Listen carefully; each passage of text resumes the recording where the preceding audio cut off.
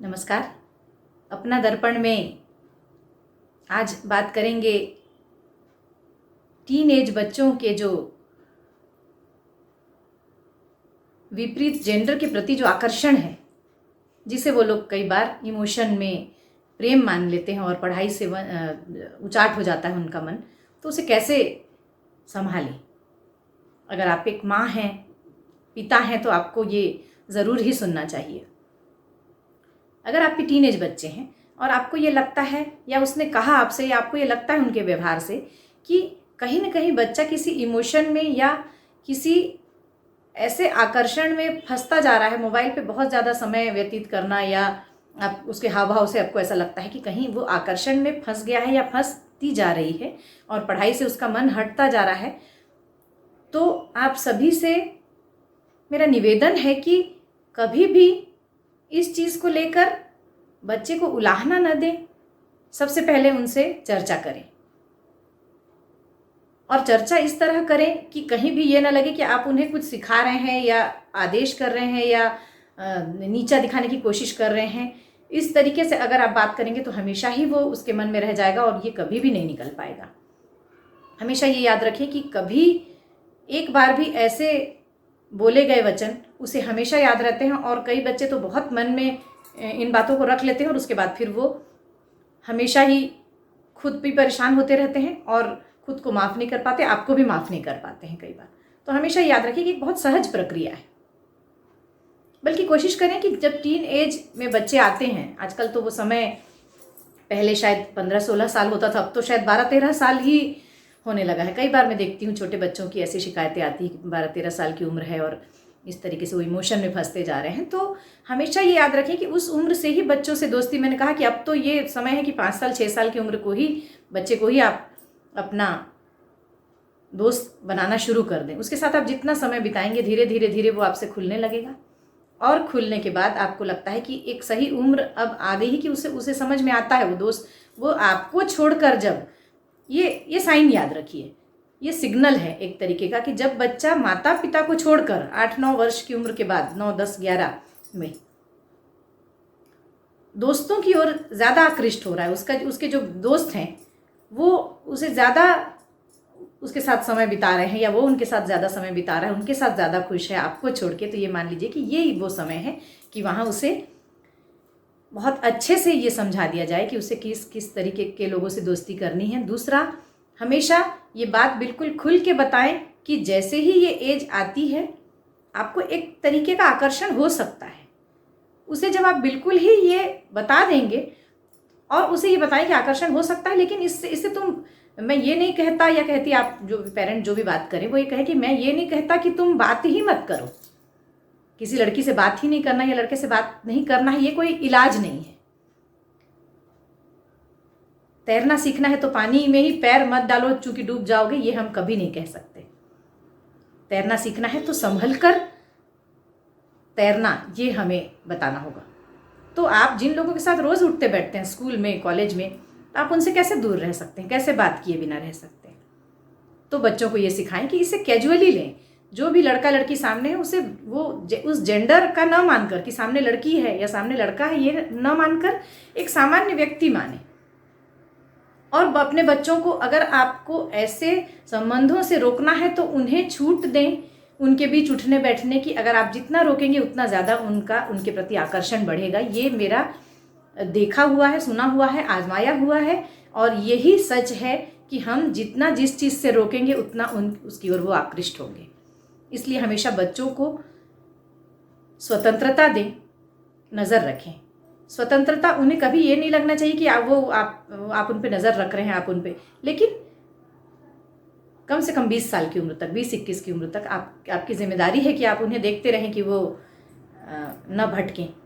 और अगर भटक भी जाएं तो हमारी जिम्मेदारी है कि हम उन्हें सही रास्ता दिखाएं, उनका साथ दें, क्योंकि भटक जाना उस उम्र की में हो सकता है। उस उम्र की वो कह सकती हूँ कि वो सभी में होता है, तो कोई नई बात नहीं है। अगर ऐसा है कि वो भटक रहा है बच्चा तो बिल्कुल जोर शोर से हल्ला गुल्ला करने, रोने पीटने, बच्चे को उलाहना देने, गालियाँ देने, मारने पीटने से बेहतर है कि हम उससे बैठकर समझाएं कि नहीं, ऐसा हो रहा है अगर, तो हम थोड़ा सा पढ़ाई में ध्यान दें, हमारा करियर पहले है। हम लोग दोस्ती रखें लेकिन पढ़ाई के मूल्य में नहीं, मूल पढ़ाई को खोकर नहीं। पढ़ाई आपको करते रहना है, उसके अलावा आप औरों से बात भी करो, लेकिन पढ़ाई का समय गंवा कर नहीं। तो धीरे धीरे जब आप उसको समझाएंगे ना, रोज़ आप एक सी बातें अक्सर आप जब करते रहेंगे तो उसको ये समझ में आ जाएगा कि मैं कहाँ समय खराब कर रहा हूँ अपना या कर रही हूँ। तो ऐसी स्थिति में उसे ये पता चल जाएगा कि मुझे यहाँ समय न गंवाकर बल्कि एक स्वस्थ दोस्ती रखनी। हमेशा स्वस्थ दोस्ती रखने पे कभी भी रिस्ट्रिक्शन न लगाएं, क्योंकि जब आप उस पर ही रिस्ट्रिक्शन लगाते हैं तो वो कब अस्वस्थ हो जाती है, वो मानसिकता आपको भी पता नहीं चल पाता। इसलिए हमेशा बच्चों के साथ रहें इस मामले में। वो किसी लड़की से बात कर रहा है, लड़की किसी लड़के से बात कर रही, तो अगर वो सामान्य है वो दोस्ती, माता पिता में और माओं में तो खास करके ये एक शक्ति होती है, एक तरीके का सिक्स सेंस होता है कि वो जान जाती है कि बच्ची का ध्यान किस ओर हो रहा है या बच्चा किस तरह बिहेव कर रहा है, तो आप वो समझ जाएंगे, कुछ आपको अनोखा लगेगा तो।